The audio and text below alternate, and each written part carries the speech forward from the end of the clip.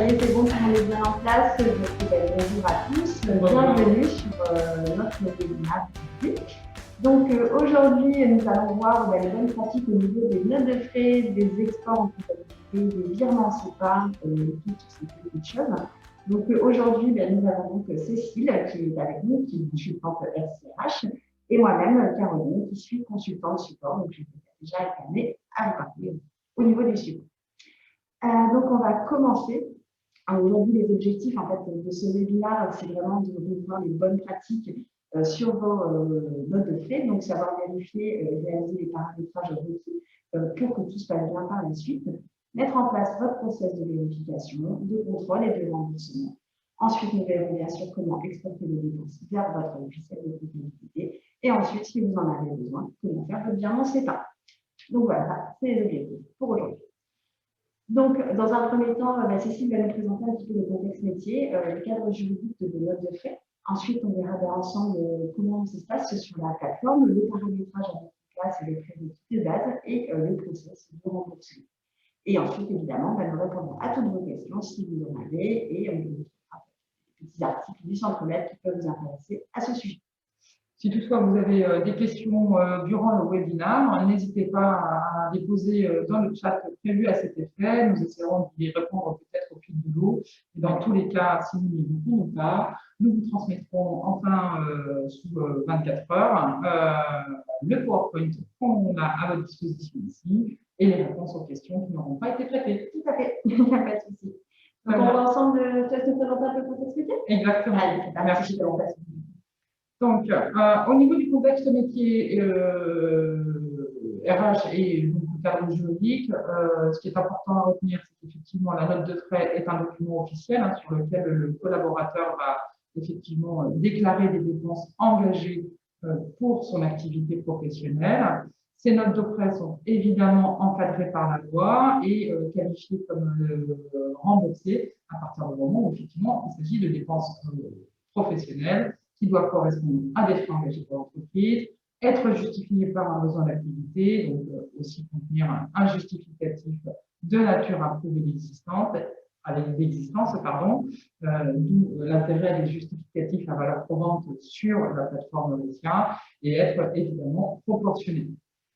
En ce qui concerne les règles qui encadrent ça, évidemment, il y a une nécessité de présenter un justificatif, notamment en cas de contrôle de SAF.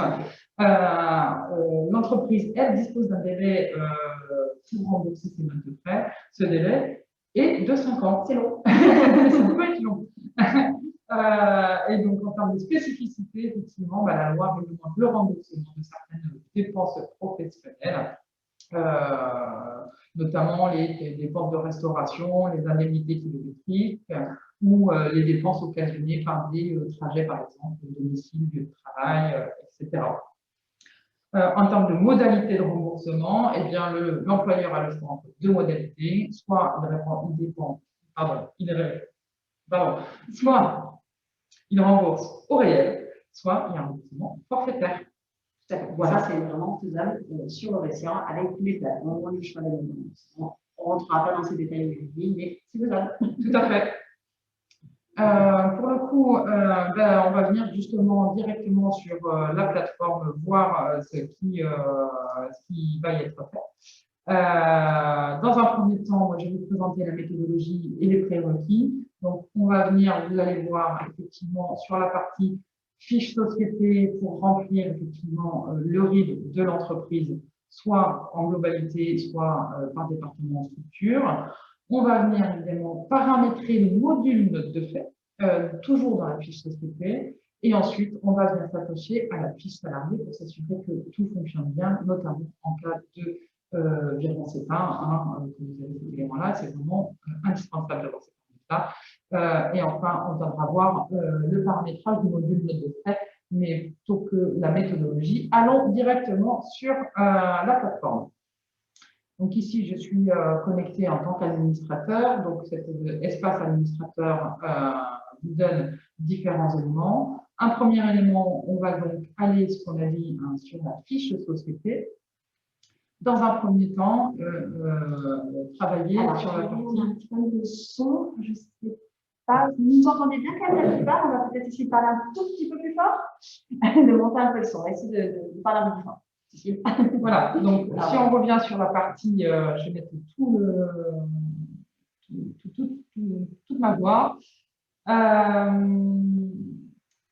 Donc, au niveau de la fiche société, on va venir dans un premier temps, ici. S'il s'agit d'un remboursement que vous devrez faire par la suite, notamment au niveau de l'export CEPA, s'il s'agit d'une seule société, vous allez pouvoir venir indiquer les coordonnées bancaires de la société qui va rembourser ici. Dans le cas où il y aurait en fait des remboursements à effectuer soit par département, soit par structure, on viendra indiquer les coordonnées bancaires par structure de manière à ce que l'export CEPA. Il y a de l'écho. Merci pour les commentaires. On va venir renseigner les coordonnées bancaires par structure ou par département. Et pour l'export CEPA, ce sera votre consultant en mode projet qui viendra paramétrer justement s'il s'agit d'un remboursement dans l'export CEPA par structure ou par département. Juste un petit point sur le code NIF, le numéro d'identification fiscale. Oui, un petit point là-dessus. Il est surtout utilisé uniquement pour l'export CEPA. Voilà. Il n'est pas forcément utile, mais ça conditionne le format d'export CEPA, donc ça peut être important de le renseigner dans certains cas. Ça, souvent, c'est à voir avec la banque si ce code NIF est requis ou non. Voilà. Donc, une fois qu'on a fait la fiche société sur la partie coordonnées bancaires, on va venir faire le paramétrage, ici, dans cet onglet, des notes de frais. On va descendre. Hop, je remonte un petit peu si je... Non, encore plus bas. Ici, on va pouvoir venir renseigner la date de fin d'exercice au niveau de la société. Et surtout, ce qu'on va venir renseigner, c'est le code journal. Souvent, c'est MDF ou c'est achat, suivant évidemment le code journal dont vous avez besoin au niveau de vos écritures comptables. Voilà, ça, c'est vraiment le logiciel de comptabilité qui le détermine. C'est le code journal souvent. Voilà. Et on pourrait venir chercher un mode de virement par défaut si souhaité. Une fois que la fiche société est renseignée, on va passer et s'attacher à la fiche du collaborateur. Donc, on va venir chercher son collaborateur si besoin. Moi, je vais aller directement ici. On va venir renseigner dans les informations personnelles du collaborateur. Je reviens toujours sur le principe de l'export CEPA pour que ça fonctionne. On va pouvoir venir renseigner des coordonnées bancaires. Là, au niveau du type, l'intérêt, c'est qu'on peut avoir différentes coordonnées bancaires, soit pour rembourser, soit pour préparer la paye, soit pour rembourser uniquement les notes de frais. Donc, on pourrait distinguer. En tout cas, ce qui est indispensable à renseigner, ça va être la partie IBAN, mais aussi le BIC. Oui, alors ça, c'est pour l'export CEPA, mais au niveau de l'export comptable, c'est dans l'onglet emploi, les comptes de tiers et les comptes de tiers centralisateurs qui sont indiqués dans l'onglet emploi. Oui, alors ça, c'est effectivement les coordonnées bancaires pour l'export CEPA. Et sur la partie emploi, effectivement, on va venir renseigner au niveau du collaborateur, ici, dans la partie mode de paiement, le compte tiers, le compte centralisateur. Et là, en fait, le numéro de carte, c'est uniquement et essentiellement pour les cartes société. Une fois qu'on a paramétré la fiche société, la fiche du salarié, on est pas mal. On peut donc aller paramétrer le module note de frais. Donc ça, généralement, c'est votre consultant en mode projet qui vous le fait. On va venir paramétrer deux choses. Une première chose ici, au niveau des profils et regroupements, qui sont les comptes de charge. Voilà. Et tout ce qui est TVA au niveau de la zone géographique. Dans un premier temps, j'ouvre la partie profil de note de frais. Je vais avoir différents collaborateurs qui peuvent être soit sur un profil direction ou soit sur un profil standard, autant de profils que nécessaire. Et à partir de là, dans chaque type de dépense, je vais venir renseigner le compte de charge auquel je veux qu'il soit rattaché. Ensuite, sur les autres options, on ne rentrera pas dedans dans le détail, mais c'est à partir de là, on va pouvoir insérer nos règles de gestion en termes de remboursement, de plafond, de gestion des invités, d'impact sur les titres restaurants. Alors, je vois qu'on a juste une question. On nous dit « Bonjour, j'utilise moyen de paiement en lien avec la comptabilité et donc les références bancaires sont déjà enregistrées dans chaque tiers. Alors, c'est ce que Cécile disait tout à l'heure, les comptes bancaires, le BIC et l'IBAN de vos collaborateurs n'est nécessaire que si vous utilisez l'export SEPA. Si vous faites votre export SEPA effectivement via votre logiciel de comptabilité, ce n'est pas nécessaire puisque c'est rattaché à un compte tiers et ça va se faire du côté de votre logiciel de comptabilité. Voilà, c'est vraiment deux choses distinctes. Hein. Voilà. Il y a deux choses distinctes. Il y a d'un côté l'écriture en comptabilité et la possibilité d'aller jusqu'à un export SEPA pour transmettre à votre banque si votre logiciel de compta ne le fait pas. Donc, je reviens sur la partie paramétrage. Normalement, vous avez déjà fait ça avec votre consultant ou en tout cas, vous pouvez modifier en cas d'ajout d'une nouvelle dépense, venir paramétrer ce compte de charge. Une fois qu'on a fait le compte de charge, on va pouvoir venir effectivement déterminer les zones de TVA. Typiquement ici, là j'ai une zone France et à qui j'indique que pour la valeur de 10% de TVA, on va aller sur un compte de charge, là, le 445 660.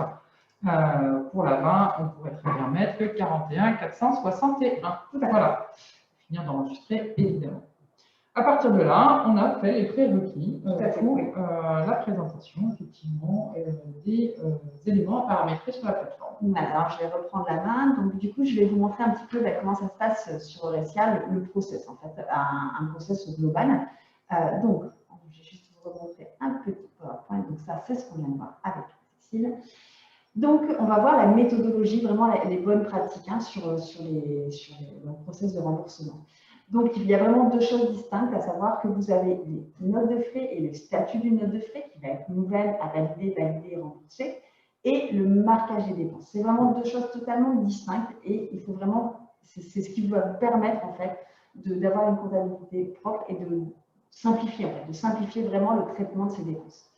Donc, au début, votre note de frais est pas nouvelle, votre collaborateur saisit ses dépenses, met ses justificatifs, une fois qu'il a fini de les remplir, il les soumet à validation. Cette étape-là, c'est généralement le manager qui l'a fait, c'est-à-dire qu'il va vérifier effectivement que les dépenses respectent les règles que Cécile nous a dit tout à l'heure, à savoir est-ce qu'elles sont réelles, est-ce qu'elles sont proportionnées, est-ce qu'elles sont justifiées. Est-ce qu'elles ont un justificatif? Est-ce qu'elles ont un justificatif, tout à fait. Et ce manager va ensuite décider de valider la note de frais. Une fois que la note de frais est validée, généralement, c'est les comptables, les personnes en charge du remboursement qui prennent le relais pour vérifier donc que cette note de frais répond à tous les critères, mais les critères, on va dire, peut-être plus comptables. Vérifier que le justificatif marche à bien une valeur légale et que tout est en ordre, que les plafonds sont remboursés, etc. Une fois que votre comptable, votre personne en charge de cette partie, dit oui, cette note de frais, je souhaite l'envoyer vers mon logiciel de comptabilité, je vais la passer au statut à rembourser. Alors, juste petite précision, une petite vigilance, vous n'avez pas forcément le même process. Vous avez pu mettre un process différent avec votre consultant, ce n'est pas grave. Si il marche, je vous invite à ne pas le modifier. Voilà, il y a plusieurs façons de faire. Là, moi, ce que je vais vraiment vous montrer, c'est la version classique, simple, par défaut, on va dire, mais tout est adaptable et tout peut vraiment être fait comme vous le souhaitez et en fonction de vos process internes. Ouais. Donc, on va voir déjà la première partie, à savoir comment je passe ma note de frais à rembourser sur la plateforme. Donc, cette première partie-là, elle se fait dans le module note de frais, vue manager. Du coup, Caroline, je t'interromps. Oui, on a vraiment une partie vue manager qui va vraiment être dédiée au manager pour la partie validation et la partie analyse compta est vraiment plus dédiée au comptable justement. Vraiment pour ça. Les managers généralement n'ont pas le menu analyse des dépenses export compta, c'est vraiment réservé aux personnes en charge de remboursement. Donc la première chose à faire peut-être, c'est déjà de venir vérifier ces notes de frais. Donc comment on fait? Très simplement. Par exemple, si je suis sur cette année, je vais avoir des notes de frais qui vont être à différents statuts. Là, ce n'est pas le cas, mais ça aurait dû l'être. En fait, comment je vais faire déjà pour récupérer toutes ces notes de frais validées? Je vais indiquer déjà le statut et ensuite la période qui m'intéresse. Donc, imaginons qu'on veut récupérer les notes de frais du mois dernier, puisque c'était sur le mois de juin. Donc là, j'insiste beaucoup sur ce point de vigilance, c'est que les dates que vous avez ici, ce sont les périodes de vos notes de frais et non pas de vos dépenses. D'accord. Je pourrais, par exemple, avoir saisi une dépense au mois d'avril sur ma note de frais du mois de juin. C'est possible si vous êtes en mode libre. Alors, ce n'est pas conseillé, nous, on ne le conseille pas, parce que ça complexifie beaucoup le traitement de vos notes de frais. Mais c'est possible. Ça demande par contre plus de vigilance. Attention, il est tout à fait possible dans le RSIA d'empêcher vos collaborateurs et de leur imposer de saisir des dépenses, que ce soit que sur le mois de votre note de frais. Nous, on vous le conseille. Mais après, chacun est libre. Hein, c'est toujours pareil. On vous communique avec. Donc, imaginons, je veux passer cette note de frais, j'estime qu'elle est effectivement à rembourser. Donc, j'ai deux méthodes. Soit je passe via les actions en masse, c'est-à-dire j'en sélectionne un, mais je pourrais en avoir beaucoup plus, et je les bascule à rembourser, première option. Soit je veux quand même faire du contrôle individuel de mes notes de frais, et je veux passer une par une. Alors, hop, je les vérifie, tout va bien, je suis d'accord. Je clique sur « À rembourser ». Je vais faire ça pour toutes les notes de frais qui suivent. Ensuite, une fois que j'ai vérifié mes notes de frais, que j'ai bien sélectionné toutes celles que je souhaitais passer en comptabilité, je change de menu, je vais dans le menu Analyse des dépenses export comptable. Donc là, je prends ma casquette comptable. Exactement. Tu prends ta casquette comptable et donc là, on va vraiment changer. Donc, on en est à cette étape-là. Et c'est à cette étape-là qu'on va basculer vers notre menu qui est l'analyse des dépenses. Le menu Analyse des dépenses export comptable. À la base, toutes vos dépenses ne sont pas marquées. Le marquage, qu'est-ce que c'est? C'est juste un coup de tampon. Il faut le visualiser comme ça. Je vais marquer chaque dépense avec un coup de tampon pour leur dire, cette dépense-là, je l'ai marquée. Cette dépense-là, je l'ai exportée en compta. Cette dépense-là, il y a un problème, je la mets en attente. Voilà. C'est comme si je faisais passer en fait mes dossiers en version papier de bannette en bannette. Exactement, tout à fait, c'est tout à fait ça. Mais ce n'est pas forcément lié au statut de la note de frais. C'est là-dessus qu'il faut être très vigilant. Donc là, nous sommes à cette étape. Nous passons dans le menu Analyse des dépenses pour procéder à l'export comptable. Comment je fais ici? Alors là, normalement, de base, vous avez des filtres qui sont pré-remplis. Le marquage, de base, vous êtes sur aucune marque, puisque effectivement, nos dépenses, elles sont toutes neuves, elles n'ont pas encore été tamponnées, puisqu'elles viennent juste d'arriver. Je choisis mon statut, ça, ce sont le statut des notes de frais. Donc, je vais récupérer les notes de frais que j'ai sélectionnées tout à l'heure, donc celles qui sont à rembourser. Ensuite, attention, de nouveau point de vigilance, la période qui est indiquée ici, ce sont les périodes des dépenses. Donc, si je veux vraiment que les dépenses qui sont sur le mois de mai, même si ma note de frais n'est pas forcément sur cette période, je vais venir sélectionner ici. Du coup, on va faire le mois de juin, puisque c'était le mois dernier, effectivement, nous sommes début juillet. Je vais sélectionner. Donc là, vraiment, les dates des dépenses. J'ai filtré sur aucune marque et à rembourser. Je vais donc retrouver la note de frais de tout à l'heure. J'ai une question, Caro. Là, on voit, j'ai un numéro de pièce qui est identique, hein, qui est le 210 0004. Si j'avais dans ce numéro de pièce, donc dans cette note de frais du mois de juin, une dépense au mois d'avril, hein, je reviens sur mon exemple, le fait d'avoir filtré sur juin, là, ne ferait pas apparaître ma dépense du mois d'avril. Exactement. Si sur cette note de frais 2100 004, j'avais une dépense du mois d'avril, même si ma note de frais est en juin, elle n'y serait pas. Voilà. Donc ça peut, il faut être vigilant. C'est pour ça qu'on vous disait tout à l'heure que nous, on conseille toujours de vraiment figer et de bloquer le système, c'est-à-dire les dépenses de juin sont sur les notes de frais de juin, les dépenses d'avril sur les notes de frais d'avril. Mais après, voilà, je vais vous laisser libre. Nous, c'est ce qu'on conseille pour simplifier le process et pour éviter les erreurs. Mais après, si vous appliquez bien votre process tous les mois de la même façon, normalement, il n'y a pas de souci, ça fonctionne très bien. Il n'y a aucun problème. Donc, une fois que j'ai récupéré donc, mes dépenses que je souhaite rembourser sur la période qui m'intéresse, je fais quoi? Alors, on a une question qui montre là. Je viens faire mon export. Je viens choisir mon type d'export. Alors là, nous, on en a plusieurs parce que c'est une base de test, évidemment. Normalement, vous n'avez qu'un seul type d'export qui est votre logiciel de comptabilité. Plus l'export CEPA et le bordereau de virement si vous l'avez. Je choisis mon logiciel de comptabilité, je choisis ma date d'écriture. Donc, ça, par défaut, vous avez la date du jour, mais vous avez tout à fait la possibilité de le changer. Ça peut être la date, le dernier jour du mois précédent. C'est au choix, c'est en fonction vraiment de ce logiciel comptable. Ensuite, je marque mes dépenses comme exporter en compta. Ça, c'est vraiment la phase la plus importante. Ça va permettre de faire ce que je vous disais tout à l'heure, le tampon, le changement de bannette, comme vous préférez le visualiser, et dire ces dépenses-là, elles sont passées dans le logiciel comptable le mois prochain. Je ne veux pas les revoir, je ne veux pas les ressortir. Okay. Bon, sachant qu'effectivement, la partie exportée en compta, normalement, votre consultant, vous avez fait un paramétrage qui fait que par défaut, ça vient marquer directement en exportant en compta. Vous n'avez plus qu'à faire que l'export compta.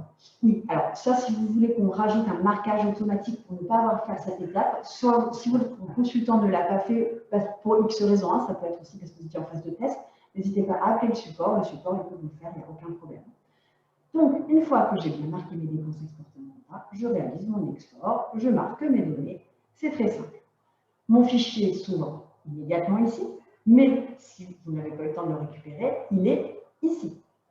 Oui, on retrouve tout l'historique. Voilà, vous avez tout votre historique qui est ici, il n'y a aucun problème, vous pouvez le récupérer dans 2 mois, 3 mois, 4 mois, 5 ans, il est là, il ne bougera pas. Et du coup, on peut filtrer aussi bien sûr, partie d'export, si jamais vous avez changé de logiciel comptable ou si vous voulez que les CEPA, que les exports comptables, vous pouvez sélectionner ici. Donc là, nous avons fait, on va revenir juste pour vous montrer étape par étape. Alors, pardon, excusez-moi, je n'ai pas cliqué au bon endroit, c'est ici. Hop. Donc, nous avons exporté notre logiciel de comptable, nous sommes passés au statut exporter en comptable. Là, si vous n'avez pas l'export CEPA, la procédure est terminée. Vous pouvez, on repassera ici. On va continuer pour ceux qui ont l'export CEPA, mais sachez que si vous ne l'avez pas, c'est terminé. On va rebasculer du coup côté plateforme. Côté plateforme, donc vous voyez, aucune marque, je n'ai plus rien. Pourquoi? Tout bêtement parce qu'on les a marquées ces données. On les a mis comme exportant comptable, donc elles n'apparaissent plus avec ce filtre. C'est ce qui vous permettra le mois prochain de ne pas les retrouver. Je viens juste changer mon filtre, je ne touche à rien d'autre. Je clique sur afficher et je retrouve mes 3 dépenses. Maintenant, je veux faire mon export CEPA. Je clique sur mon nuage, je viens choisir le CEPA, date de paiement, je marque les éléments comme hors de virement effectué. Vous pouvez choisir autre chose si vous préférez, mais généralement c'est le classique. Je reclique sur export comptable, je marque mes données. Hop, et je retrouve à nouveau mon petit fichier ici si besoin. Vous voyez donc que de nouveau, mes dépenses n'y sont plus, puisqu'elles ont changé de marquage. On est passé à hors de virement effectué. Voilà, elles sont là. Donc le mois prochain, quand je reviens, eh bien, il n'y a plus rien, parce que tout a bien été marqué. On va du coup reprendre. Je vais t'interrompre un tout petit peu, Caro, pour répondre juste.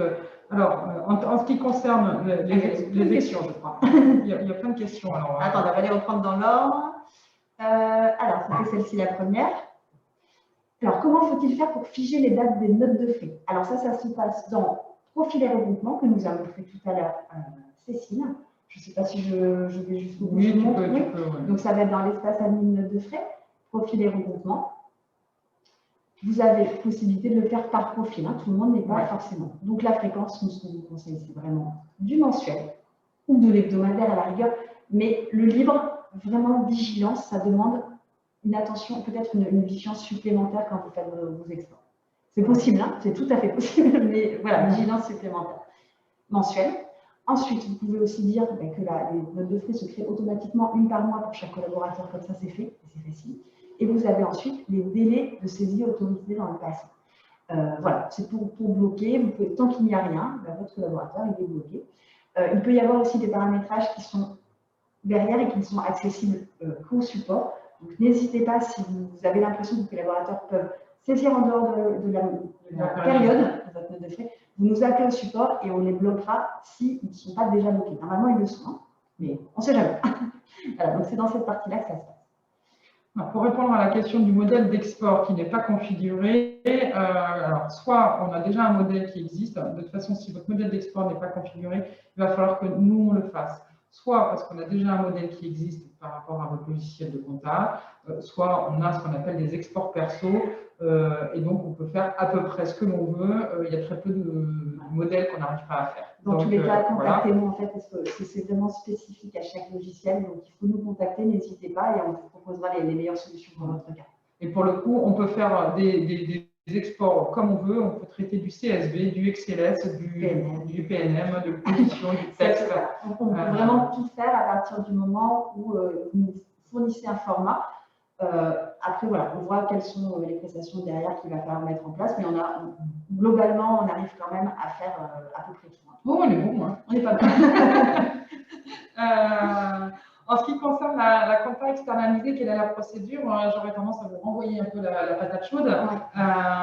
Le process, on vous le donne ici, c'est est-ce que vous voulez donner en fait l'accès à votre compta sur un accès restreint là-dessus, ou est-ce que c'est votre compta qui vous demande un fichier particulier. Mais pour le coup, effectivement, quand on a un prestat externe en mode projet, on prend contact avec lui, on voit le format de fichier qui est à transmettre, et pour le coup, la personne qui est administrateur de la plateforme ou le comptable désigné dans la plateforme Euretia, on va le former et en fait pouvoir exporter cette écriture compta et la transmettre à votre prestat comptable, tout comme l'export paye des absences. On va se coordonner avec le prestataire de paye pour valider le fichier et faire le test. C'est un choix de fonctionnement et vous êtes très libre là-dessus, mais ça c'est pareil, c'est vrai que ça reste spécifique en fonction de vos besoins. N'hésitez pas à contacter le support là-dessus pour voir quelle est la meilleure solution. On vous proposera les différentes solutions qu'on a. Ouais. En ce qui concerne les axes d'analyse, bien là, la compta analytique, j'imagine, c'est de cela dont Dorina parle. Peut-être la compta analytique. Ouais. Alors la compta analytique, c'est pareil, en fait, il n'y a aucun souci là-dessus sur la compta analytique. On est tout à fait possibilité de sortir dans les exports de l'analytique. Ça dépend du modèle du fichier. Mais c'est vraiment quelque chose qu'on gère très bien et sur lequel on n'a aucune problématique. Donc, dans ces cas-là, effectivement, quand votre collaborateur saisit une dépense, il va indiquer à quel compte analytique cette dépense est rattachée.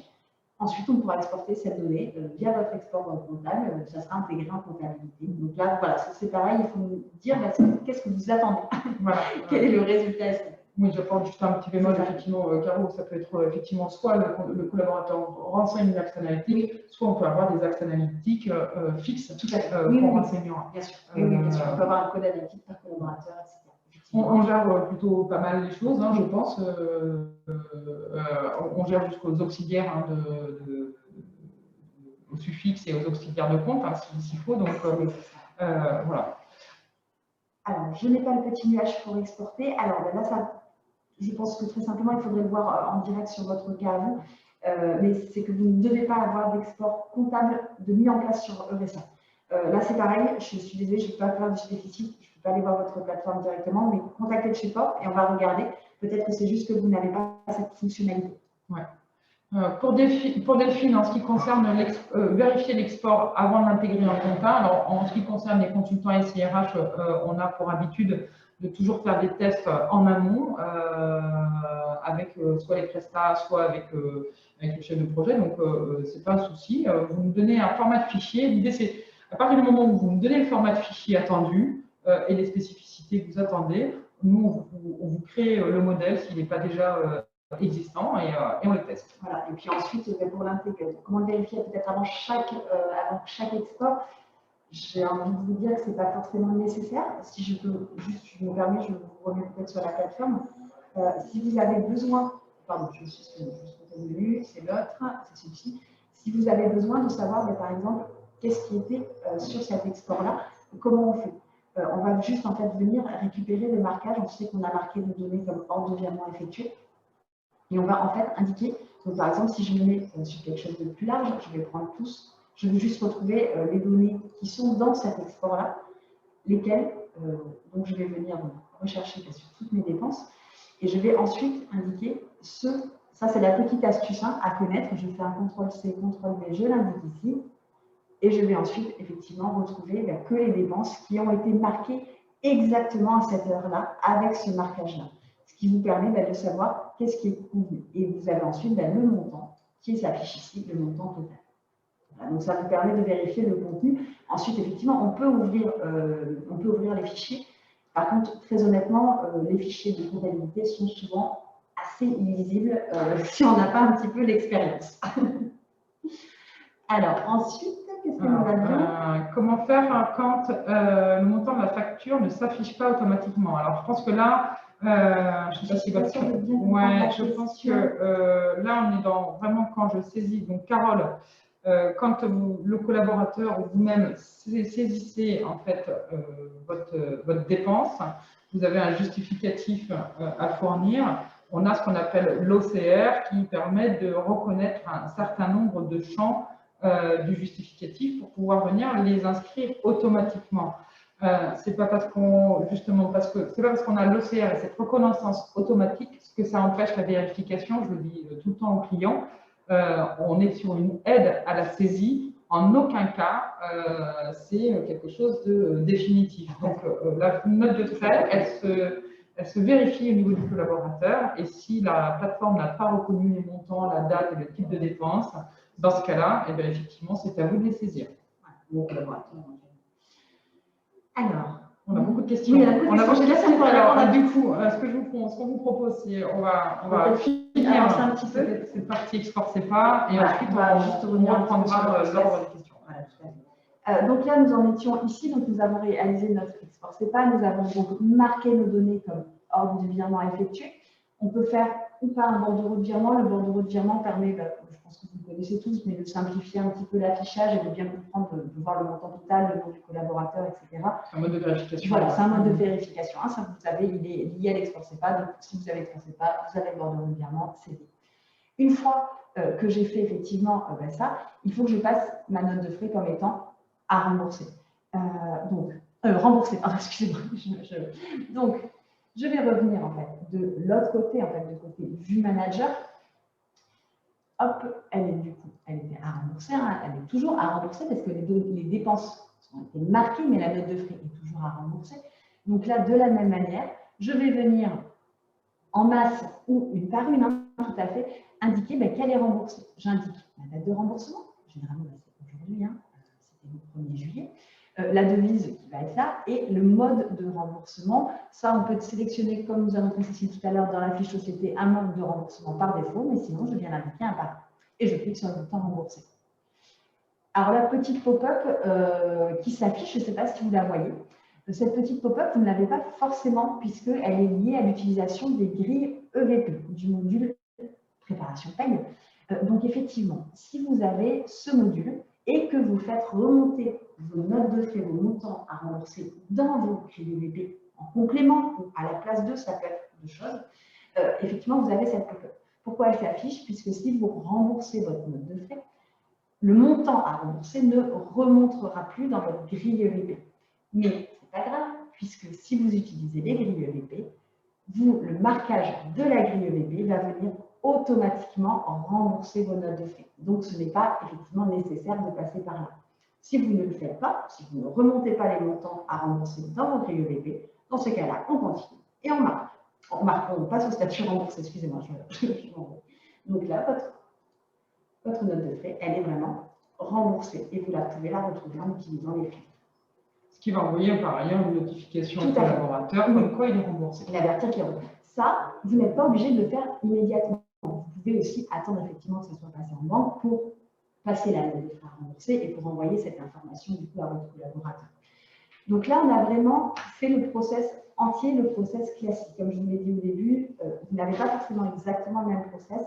Ce n'est pas grave. Il y a plusieurs process en fonction de chaque spécificité, de chaque société qui peuvent être mis en place. Le tout est vraiment de conserver son process, d'en mettre un en place et de le reproduire tous les mois. Ça, c'est vraiment ce qui est le plus important pour être sûr que tout se passe bien. C'est vraiment une bonne pratique. On met en place un process et on le conserve. Si ça marche, bien sûr, hein, si ça ne marche pas, je vous invite à nous contacter. On retrouvera. Parce que vous verrez qu'effectivement, dans le statut ou même dans le marquage des données, vous avez un certain nombre de filtres qui sont plus importants que le process simplifié qui fonctionne bien, qu'on vient de vous montrer. Mais c'est parce qu'effectivement, c'est lié à des process d'entreprise qui peuvent partie. Voilà. Du coup, je pense qu'on a fait, nous, le tour au niveau vraiment des process, la méthodologie, vraiment les bonnes pratiques. Donc, on va peut-être justement aller plus loin, on va reprendre un peu les réponses aux questions. Ouais. Donc, vous en avez bien, ça tombe bien. Donc, on va reprendre ça. Donc, on en était. Alors, je n'ai pas le prénom. Vos notes de frais ne correspondent pas au relevé fourni par la banque. Les mois ne commencent pas forcément le 1er du mois, mais souvent le 29-30 du mois précédent pour la période concernée. Je dois donc sélectionner la période par rapport aux dates de dépenses. C'est bien ça. Tout à fait, exactement. Il faut bien sélectionner quand vous êtes sur des périodes à cheval avec un décalage, ça arrive assez fréquemment. Dans ces cas-là, quand vous sélectionnez effectivement l'export vers la comptabilité, il faut bien sélectionner la période que vous attendez. Donc, si c'est du 29-30 au 29-30 ou 28 du mois suivant, c'est vraiment cette période-là qu'il faut indiquer. Tout à fait. Ouais. Ceci dit, je me permets d'intervenir un petit peu, pour le coup, parce que c'est un peu un domaine que j'aime bien. Si je vois qu'il y a des relevés de banque, ça suppose peut-être que vous avez des cartes sociétés. Sachez que Eurecia peut vous proposer en fait l'apport des relevés de cartes bancaires et des cartes sociétés. Voilà. On fait les dépenses tout seul dans Eurecia, c'est magnifique. Voilà, et ouais, c'est magique. Alors, en fait, pour répondre à la question, est-ce que le virement, je ne comprends pas, en fait, de Eurecia ou du logiciel compta? Sincèrement, si vous le faites de votre logiciel compta, ce sera beaucoup mieux. Petite précision, alors je ne maîtrise pas totalement la chose, mais parce qu'effectivement, votre logiciel compta va faire votre écriture du compte 6 au compte 4 et du compte 4 au compte 5. Voilà, là où Eurecia s'arrête au compte 4. Tout à fait, voilà. Eurecia permet de le faire si votre logiciel de comptabilité ne le fait pas. Mais très honnêtement, comme l'a dit Cécile, si votre logiciel de comptabilité le fait et que ça marche bien, voilà. Exactement. En termes de process et en termes de périodicité, vous pouvez faire autant d'exports comptables que vous voulez. Effectivement, un Ludivine, ça c'est encore une fois, c'est votre process. Le tout, c'est de savoir retrouver les éléments, et c'est ce que vous a expliqué, c'est de savoir retrouver les éléments avec le fameux marquage. Notamment, voilà, si vous faites effectivement deux exports par mois, le marquage est très, très important parce qu'il va vous permettre de filtrer entre ce qui a déjà été passé en comptabilité et ce qui reste à passer en comptabilité. Et ça marche très bien, il n'y a pas de souci. Comment j'aurai les notes de frais avec les cartes bancaires de société? Eh bien, on sait très bien le faire puisqu'on va avoir pour le coup des remboursements qui seront à zéro, puisqu'on indiquera, alors vous ne l'avez pas vu tout à l'heure, mais je me permets juste, si on a un petit peu de temps, pourquoi ça ne veut plus? Ça ne veut pas, voilà. En fait, dans la fiche salariée du collaborateur, pour répondre à votre question, dans la partie, effectivement, c'est info personnel, quand on indique le mode de paiement, pardon, c'est emploi, justement. Oui, pardon. Le mode de paiement, excusez-moi. Tu m'as perdu. Non, je t'ai en erreur. Quand on indique en fait les modes de paiement, on va pouvoir en fait insérer un nouvel élément ici. On va pouvoir indiquer s'il s'agit d'une carte société ou non. Et à partir de là, en fait, quand le collaborateur rentre sa note de frais, il indique si c'est sa carte perso ou sa carte société. On peut indiquer évidemment le compte tiers et compte centralisateur que l'on veut, mais on sait très bien faire cette partie-là. Et pour le coup, je dirais, voyez avec votre CSM les éléments à voir. Oui, même le support, parce que c'est vrai que pour ça, si vous avez besoin d'ajouter, le CSM n'est pas forcément nécessaire, le support saura très bien vous répondre là-dessus, mais c'est quelque chose qu'on gère très bien. Chaque collaborateur choisit à chaque dépense, est-ce qu'il a fait le paiement avec sa carte perso ou sa carte société. Ouais. Comment exporter sur Excel les notes de frais? Alors ça, c'est très simple, Florence. Je pense que si vous pouvez le faire, vous pouvez. Donc de manière, hein, c'est toujours le même concept, c'est que soit vous allez dans la vue manager et vous réalisez votre export en choisissant les notes de frais que vous souhaitez exporter sur Excel. Donc là, toujours de la même façon. C'est toujours la même logique hein, dans Eurecia, c'est-à-dire que vous allez exporter les données que vous voyez à l'écran. Donc là, je réalise mon export Excel, ça sera un export Excel des notes de frais. Si je veux un export des dépenses incluses dans vos notes de frais, ben, je passe par votre module, analyse des dépenses, et là, je fais de la même façon, je choisis les dépenses que je souhaite exporter sur Excel, et je clique là-dessus. Juste une toute petite alerte, c'est que si vous passez par l'export Excel, ils ne sont pas conservés dans votre historique. C'est vraiment uniquement en historique les dépenses au format d'un logiciel comptable. Là, c'est vraiment, nous, on s'en sert pour du contrôle, pour conserver l'historique. On pourrait presque le mettre en historique à partir du moment où on paramétrait un export perso. Oui, alors oui. Non. Là, on va rentrer dans les solutions. On va rentrer dans les détails, mais c'est pareil qu'à le support, je pense que nous allons avoir beaucoup d'appels. Voilà, c'est le débat des consultants. Comment gérer les notes de frais et les cartes bancaires société? Je pense qu'on a déjà répondu à la question. Y a-t-il de la reconnaissance de caractère sur les justificatifs pour aider les collaborateurs, Alexis? Voilà, on l'a spécifié tout à l'heure. Hein. Pour le coup, effectivement, il faut activer dans la fiche société l'activation dans la fiche société, paramétrage, module note de frais, tout en bas, il y a activation de ce qu'on appelle l'OCR. Là, vous pourrez aller voir là, ici. Vous pourrez aller voir sur le centre d'aide, hein, qui est très bien fait, dont on a la rédactrice en chef ici. Ce que c'est que l'OCR, c'est voilà, l'Optical Character Recognition. Donc, ça pré-saisit, c'est une aide à la saisie, et comme je le disais tout à l'heure, ça n'empêche pas la vérification. Parce que l'OCA ne peut pas tout dire. Il y a des choses qu'il ne peut pas forcément comprendre s'il y a trop de données. Quand j'ai une très bonne question, effectivement. Comment faire pour supprimer une note de frais? Nous ne vous donnons pas les accès en suppression sur la note de frais parce que vous avez une incrémentation automatique des numéros de pièces. Voilà. Donc, en cas de contrôle URSSAF, eh bien… une rupture dans la continuité de numérotation qui peut être problématique. Et considérée comme du détournement. Même les statuts tous peut-être. Voilà. Et pour ça, en fait, c'est assez simple. Là, si besoin, en fait, le collaborateur peut très bien reprendre Camille Honnête. Pardon.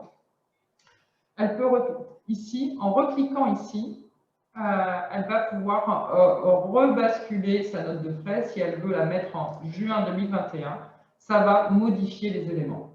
Donc, en fait, toutes les notes de frais, même si elles sont à 0, elles sont ressaisissables et adaptables en fait, à la période qui vous convient. Et si jamais elle n'est pas à 0, mais que vous ne la voulez pas, vous pouvez la refuser. Voilà. Alors après, si vraiment vous souhaitez les faire supprimer, le support peut le faire pour vous. Par contre, on vous demandera une trace écrite, puisque nous ne voulons pas engager notre responsabilité sur ce genre de démarche. Et si vraiment vous souhaitez le faire, c'est votre choix, c'est vos données. Vous êtes maître de vos données, il n'y a pas de souci. Vous nous envoyez un message de support et on vous les supprime.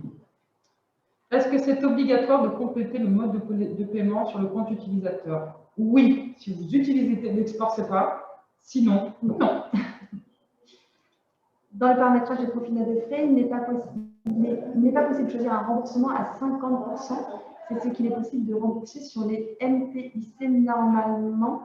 Alors, il faudrait voir en détail. Je pense que je ne vais pas forcément pouvoir répondre là-dessus. J'ai pas de pourcent. En fait, effectivement, il n'y a pas de pourcentage possible d'application dans le. On est soit sur du forfait, sur du frais réel, soit sur du forfaitaire, mais c'est pas c'est pas de la proportion, effectivement. Oui, à voir peut-être si on peut trouver une solution peut-être de contournement, mais là comme ça, il faut qu'on étudie cette question. Peut-être on vous recontactera là-dessus. Comment le collaborateur saisit sa note de frais dans la RSIA, ça, je vais peut-être vous inviter à vous rendre sur le centre d'aide. Le centre d'aide, vous avez bien sûr un article dédié pour les collaborateurs pour leur expliquer comment le faire. Le e-learning est très bien pour ça. Pour le collaborateur, c'est assez simple. Voilà, justement, il fera du pas à pas en cliquant, c'est très bien fait là-dessus. Cela fonctionne très rarement. Alors, c'est peut-être l'OCR dont vous parlez qui fonctionne très rarement. Alors, l'OCR, pour s'assurer que ça fonctionne bien, il faut que la qualité de la photo soit bonne. Je suis assez étonnée parce que je crois qu'on est à 85% de reconnaissance, ou 87 même peut-être % de reconnaissance des justificatifs. Alors, si vraiment… oui, je suis assez étonnée. Aussi, alors, je reviens sur Carole, mais là, on voit, c'est intéressant. Là, on voit que ça n'a pas fonctionné parce que le justificatif est en erreur parce qu'il est rouge. Alors moi, je vais te donner l'explication tout de suite aussi. C'est que nous sommes sur une base de test et qui ne justifie pas sur les bases de test. On n'envoie pas, parce que c'est un coût de justifier un document. On ne l'envoie pas à notre c'est Universalien pour savoir qui justifie sa organisme. C'est connu, reconnu, qui justifie la valeur courante de nos justificatifs. Donc, comme c'est une base de test, ce n'est pas envoyé. D'accord. Donc, Carole, à voir, mais on a plutôt 85% de délivre. Je pourrais vous donner le chiffre exact, mais il me semble que c'est dans ce sens-là. Les justificatifs joints à la note de frais sur œuvre sont-ils suffisants en cas de contrôle? Oui. Faut-il conserver les originaux? Ce n'est pas obligatoire. Et ça, vous avez encore une fois des très bons articles sur le centre d'aide qui vous expliqueront tout ça. Mais nous conservons tous les justificatifs. Ils sont à valeur probante, donc en cas de contrôle URSSAF, tout à fait faisable. Et vous avez ici sur ce bouton, là, vous voyez la possibilité de télécharger les justificatifs quand si besoin. Donc, on garde vous n'avez pas besoin de les conserver. Il n'y a aucun problème. Notre certification est tout à fait conforme à l'URSSAF et à tout ce dont on peut avoir besoin. Alors, pour les cartes sociétés, je sens que j'ai soulevé un sujet. Oui. Non, pas besoin d'aller jusqu'à l'étape remboursée. Et pourtant, je pense que tu vas avancer. Oui, alors moi, je vais plutôt dire oui, parce que ça dépend si votre note de frais, elle ne contient que des cartes sociétés. Effectivement, c'est pas forcément nécessaire, mais je dirais que pour le suivi et pour retrouver vraiment, vous y retrouver ensuite d'un mois sur l'autre, moi je vous invite à le faire. Je vous invite quand même à le faire. Mais voilà, vous êtes maître, c'est vous qui décidez. Alors, peut-on générer un fichier de virement XML pour envoyer à la banque? Mais Alors, tout à fait, nous là, l'avons ici, vous c'est voyez. ce qu'on appelle le SEPA. Voilà, le virement, l'export SEPA, il est ici et il faudra donc vérifier les bons paramétrages de base que l'on a vus tout au long de ce webinaire. Le fichier XML, c'est le fichier SEPA. C'est la même chose. Alors, pour expliquer, vous reverrez. Sur le centre d'aide, si vous Voilà. avez un article, hein, comment générer mon export SEPA. Je pense qu'on va dépasser le temps, Cécile. Ouais. On va garder toutes vos questions. Oui, exactement. On y répondra peut-être un petit peu par la suite. Comment sortons les justificatifs? Cécile vient de le montrer. Refacturable sur la note de frais au 15 jours, on a l'impression qu'on reprend toutes les lignes. On ne va pas avoir le temps de répondre à toutes les questions. On a encore une dizaine de messages. Merci. On va y répondre par la suite en envoyant la présentation. Donc, en tout cas, merci pour votre participation à tous. Ouais. On va finir, justement, vous avez beaucoup de questions, comme on a dit Caroline, on les répondra. Pour aller plus loin, n'hésitez pas, on prend toutes vos questions, vos demandes, vos remarques sur webinaire-client au pluriel @zoracia.com. Nous, encore une fois, on vous enverra ce PowerPoint avec les réponses aux questions que nous n'aurons pas traitées. Je suis désolée, mais c'est vrai que là, il y a eu beaucoup de questions. Ouais. Pour aller plus loin, notre rédactrice en chef, vous avez plus de 835 articles à disposition sur le centre d'aide et quelques articles utiles ici qui vous sont mis à disposition. Module note de frais. Hein. Sur évidemment le module note de frais, comme tu le dis, et la partie e-learning, toujours à destination et des administrateurs et des collaborateurs. Saisir ma note de frais, vous avez un e-learning qui est dédié là-dessus. Voilà. Caro, je te laisse donner les invitations. Bien sûr, si vous avez besoin de contacter l'équipe support, on est toujours disponible, n'hésitez pas. Donc c'est support@zoracia.com ou 05 62 20 49 37, donc dédié à nos administrateurs. Par contre, mais n'hésitez pas à nous contacter. Voilà. Et puis, pour toute demande en fait autre que le support pour les demandes commerciales, des démos, comment ça se passe sur l'apport des relevés d'affaires, par exemple. Voilà, si vous avez besoin d'ajouter ce type ou revoir vos périmètres, vous avez effectivement le CSM qui est à votre écoute. Parfaitement.